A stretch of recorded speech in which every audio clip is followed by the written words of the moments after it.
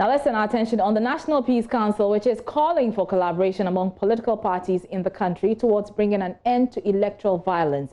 It says it's time for political parties to build trust in state agencies mandated to crack down on the activities of vigilante groups. Chairman of the council, Most Reverend Emmanuel Asante, who was addressing an advocacy workshop on Vigilantism and Related Offences Act in the Ashanti region, said, as key stakeholders competing to lead the development of the country, if politicians do not prioritize national interests ahead of their parties, the very people whose mandate they seek will suffer the consequences of electoral violence.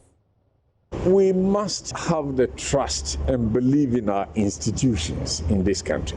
If we will continue to behave the way we are behaving, that as soon as I'm in opposition, I do not trust all the institutions. I think the institutions are there for the government. We're not going to get anywhere. If I'm in government and somebody is also cracking the whip, and it has to do with somebody within my party, I shouldn't think that the person who is doing it is against my party. That's why they are doing that. That's where the trust deficit comes in. Let us allow institutions we have put in place to operate in accordance with the laws of the land, and there will be peace in our country.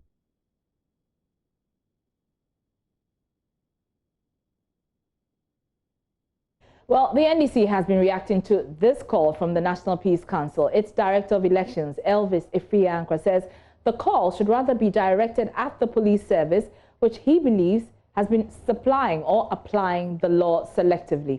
He's been talking to JoyNews.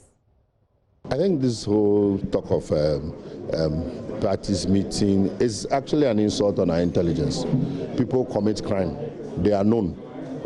People go and beat people. People shoot people. People stab people. They kill them. The law enforcement agencies must deal with them. All these conferences, they become meaningless. Haven't we signed an accord already? Don't we have a vigilantism bill? Don't we have laws? So what is this? It's a charade. Okay? We must be forthright. And I'm getting tired of this business when people commit crime. Then they will generalize and equalize MPP, NDC. How many NDC people did you see carrying guns and firing at people? How many NDC people did you see shooting or beating or maiming? Look at all the incidents. And this is the worst form of registration violence in the history of modern Ghana. We must say it as it is and stop rationalizing and sugarcoating it. Horrible violence, 2 people dead if they were horrible, unacceptable. People have been beaten, cars bent. The culprits must be brought to book and dealt with, period. I also always report people, it must be enforced. Some of those same thugs went around beating people in Kaswa. That is the solution. We can meet and talk, but at the end of the day, if people don't have a feeling that if they commit crime, they'll be dealt with according to the full rigors of that, it will be a bloody waste of everybody's time.